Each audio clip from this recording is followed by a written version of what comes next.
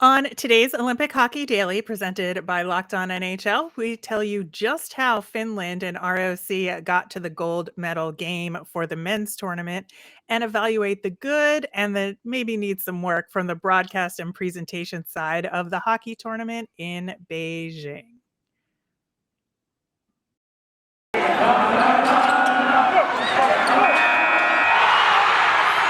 You're Locked On NHL, your daily podcast on the National Hockey League. Part of the Locked On Podcast Network, your team every day.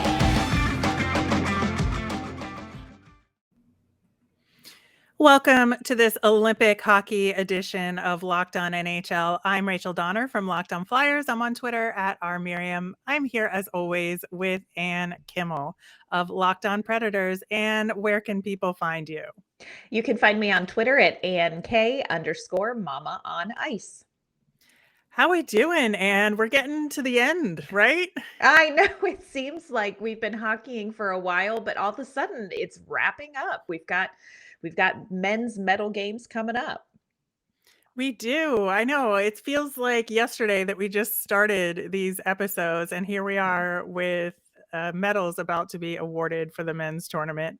Yeah. Thanks for making Locked On NHL your first listen every day. We are free and available on all of your favorite podcasting platforms. Plus, you can watch us over on YouTube.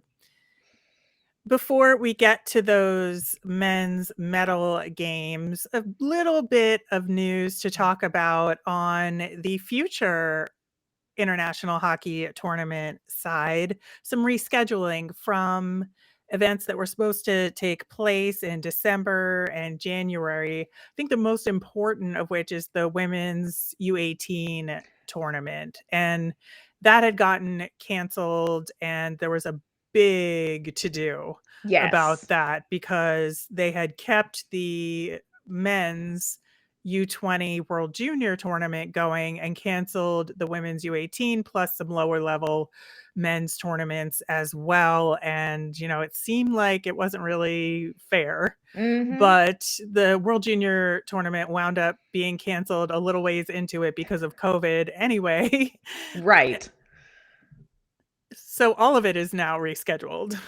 They're starting kind of from scratch again, which is very exciting that they are putting forth the effort to reschedule these. The women's 18 will be played in June, somewhere in the north of the United States. They're still kind of finalizing location and hosting and that kind of thing, but they are rescheduling that. And I think that has a lot of people really pleased that these young women are going to get a chance to play in their tournament.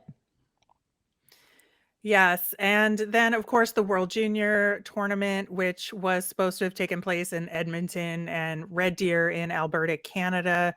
They are going to have that in the middle of August.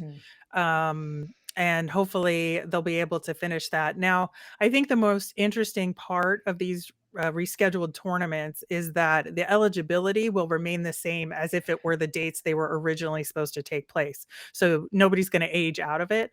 But for the World Junior Championship, the fact that some of the kids that would have been playing in it in December and January will now have already been drafted into the NHL. And are they going to then go play in World Juniors at that point? Yeah, I think it opens up a whole nother can of worms. I love that they left the eligibility the same. I think that was the right decision to make. But I do agree with you. I think this opens up a whole nother discussion for these players and for these teams. Who is going to opt back to play in the World Junior Championship and who may opt out? It's going to be very interesting to see what these young players decide to do with that. Yeah, I'm especially interested to see what decision Shane Wright decides to make this go around as the presumptive number 1 overall draft pick in the NHL. But again, to be determined, and we will keep an eye on that for sure. Moving over to the men's tournament semifinals. Man, these were two defensive battles, right?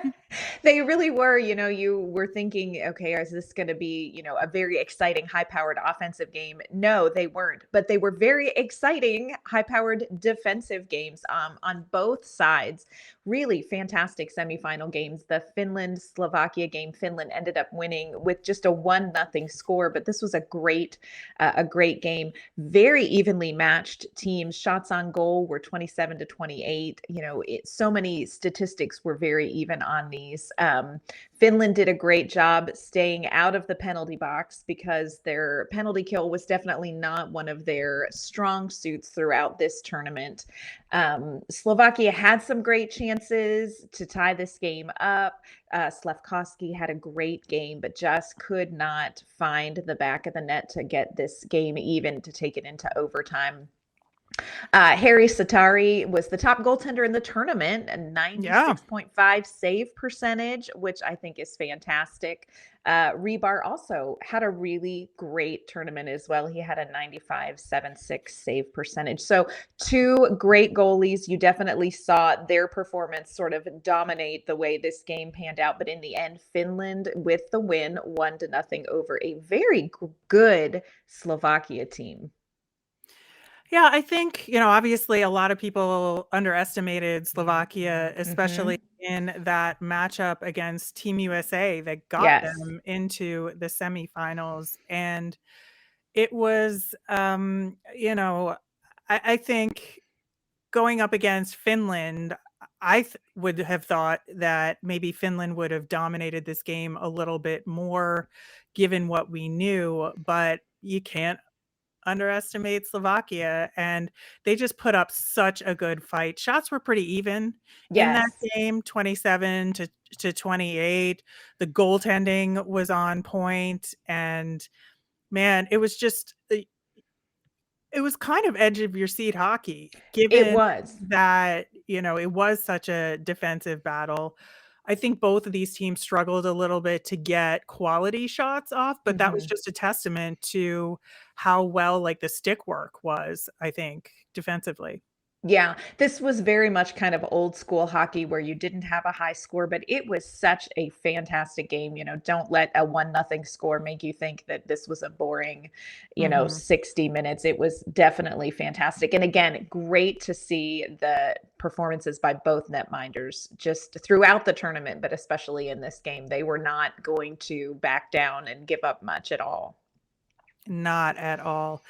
And then, going into the ROC versus Sweden game, I really did not expect a lot of goals in this game because Mhm. neither team have been prolific scorers in this entire Yes. tournament. I mean, there was the one ROC game which, had, 11 goals in it total, but that was really an aberration. That ROC has been a defensive-minded game with some really strong offensive players, but they just haven't been able to finish. Yes. Yeah. No, I agree with you. I didn't think this was going to be a real offensive barn burner by any means, but it still turned into just another edge of your seat, high quality semifinal game between two teams that, again, like the Finland Slovakia game, this was a very evenly matched hockey game. Shots on goal. ROC was ahead a little bit, 41-35. But again, it came down to, in a lot of ways, really strong goaltending. Fedotov and Johansson both played very well in net. I think there were definitely points where each team struggled, like you said, to get high quality shots on net. But when there were opportunities, the goaltenders really played very well. Goal in the second period for ROC to give them the lead. Third period, Sweden came back. Anton Lander tied the game up 1-1. Ended up going into overtime, and I really thought Sweden had it in overtime. there was Yeah. there was one play that I thought, okay, this is it. There it is. It was like in slow motion, and there was a open net shot. Fedotov was out of position, and yet there was an ROC defender there just to thwart Just Sweden. barely. Yeah.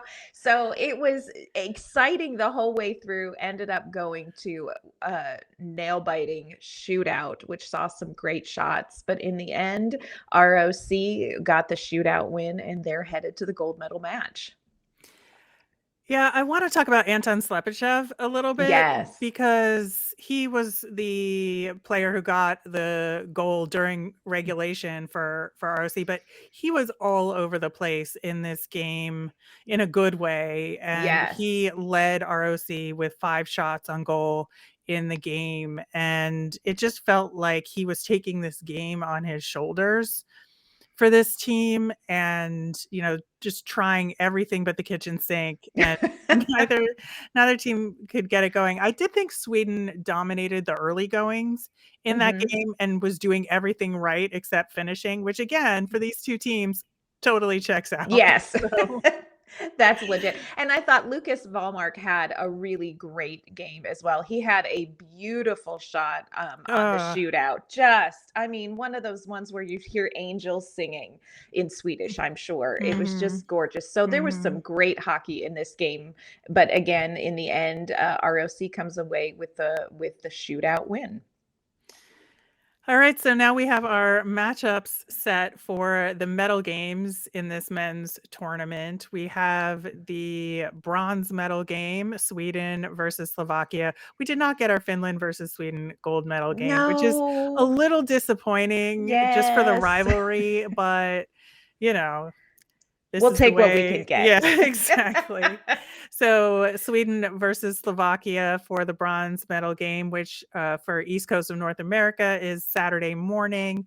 And then the gold medal game, once again, we got to stay up late at night. Oh, ROC versus Finland, and that'll be late Saturday night, early Sunday morning for that one. And we will have all of the analysis of those games on our final show on Monday. But we're going to talk a little bit about the TV and broadcast side of things after we talk about Built Bar.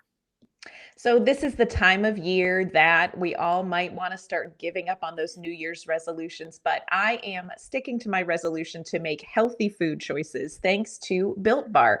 It almost feels like I'm not sticking to a New Year's resolution because I actually enjoy eating them. And have you tried Built Bar Puffs? If you haven't, you're missing out on one of Built Bar's best tasting bars. Puffs are the first ever protein infused marshmallow. So they're fluffy and marshmallowy. They're not just your basic average protein bar, they really are a treat. Puffs are a fan favorite. They've got some great flavors. They have a cinnamony churro, they have coconut marshmallow, and my favorite, banana cream pie. Anytime you put pie with a Built Bar, you have healthy and delicious. All Built Bars, including the Puffs, are covered in 100% real chocolate. If you go to built.com, their website, you can scroll down and see the macro charts for yourself, and you will be blown away. These bars are all high in protein, low calorie, high fiber, low carb.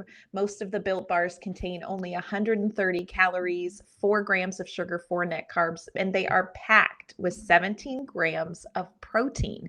If you compare that to a candy bar, which we all kind of sneak sometimes, those have about 240 calories, 30 grams of sugar, and dozens of net carbs. It's so much easier to grab a Built Bar. They have so many delicious flavors. I just had myself a mint brownie. They have coconut almond.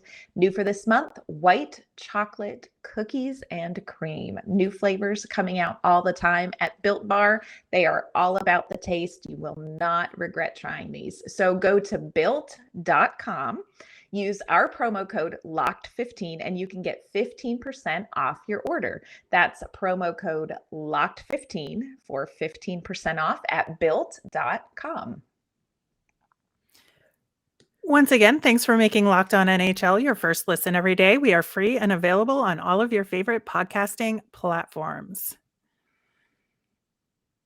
All right, Ann, now that we have watched most of these Olympic hockey games, thought we'd take a step back and look at the broadcasts of Mhm. this tournament, what we liked, what we didn't like, and Granted, we are both in the United States, so we cannot speak to an international perspective in terms of what the CBC did or Right. anywhere else. So put that little asterisk next to it, because I'm sure the Canadian broadcasts were amazing and you had a great time watching them there if you are watching or listening to us from Canada.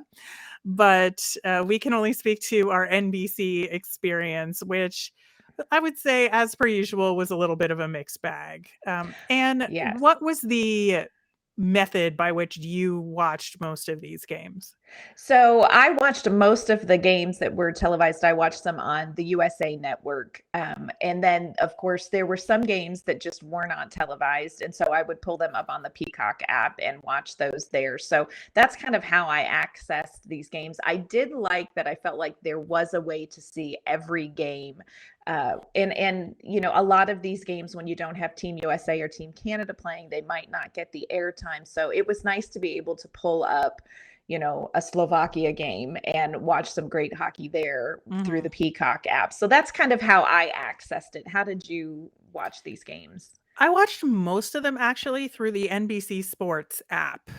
Okay. And I would say I watched a couple of games on TV on USA Network, but I just found the navigation, I could fast forward and rewind, and Yes. with all the replays, because if there were games at the same time, I would go to the NBC app and watch it that way. I did not have the Peacock app. I don't use it, so I didn't even think to download it because I figured everything would be available on either TV or the NBC app. I was sorely mistaken, and we'll get to that. Oh But there was one thing that drove me crazy, but I found out later that if I had indeed been using Peacock, I would have been okay. no. Oh, But I think, you know, as far as the presentation and the commentary and the play-by-play, I would say, at least on the women's tournament side, it was some level of improvement of previous broadcasts, but in a lot of ways, it was par for the course in terms of the quality of the play-by-play and the information that we were getting. yes. And I think that's something when you've watched women's hockey for a little while, you notice that women's hockey tends to be talked about as like the child of men's hockey, and it's sort of related to in that way.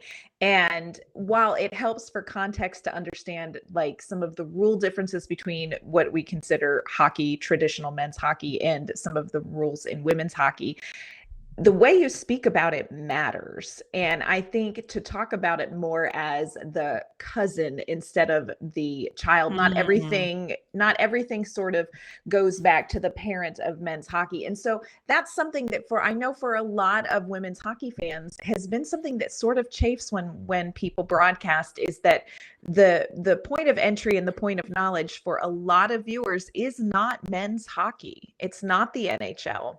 And so I think that's something that broadcasters, they need to start looking at that and finding sort of different vernacular for some of the things that they're talking about.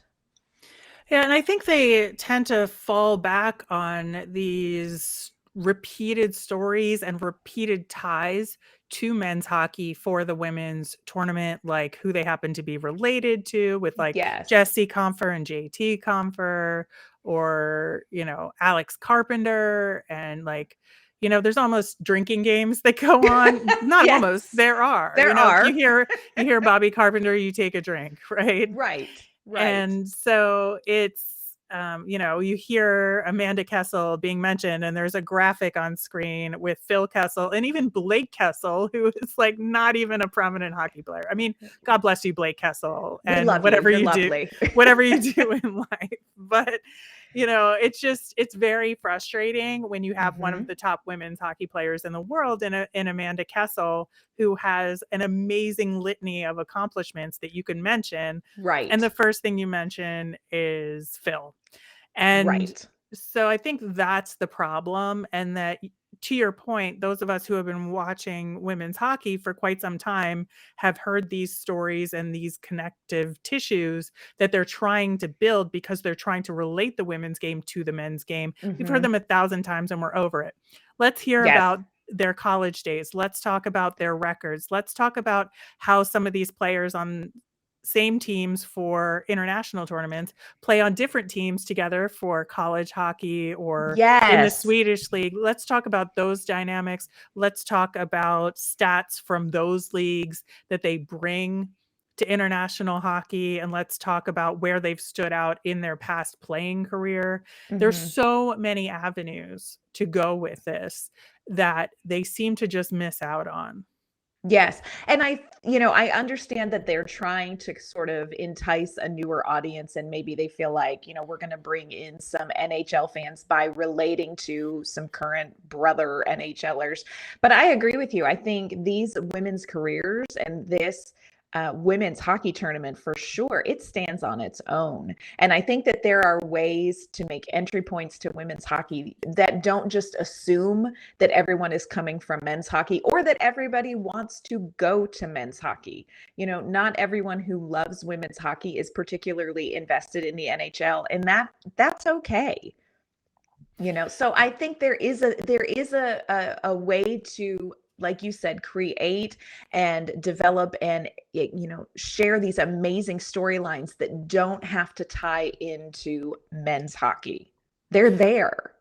They are. And this brings us to who some of the commentators are that have stood out during this tournament. And I think, a couple of the people that brought that perspective were Monique Lamoureaux and Sami Jo Small, because they are, former women's hockey players, and they know a lot of these players and could tell those personal stories and could point out specific things about what a player was doing out on the ice and relate it to previous tournaments or relate it to how, some of the more veteran players in the current tournament, say like your Hillary Knight, could talk about when she was first coming onto the international scene because of the way the overlap happened. And I just found that while, maybe Monique Lamoureaux needs a little bit more time and practice to have more dynamics in her presentation, the information that she was providing was invaluable and fascinating.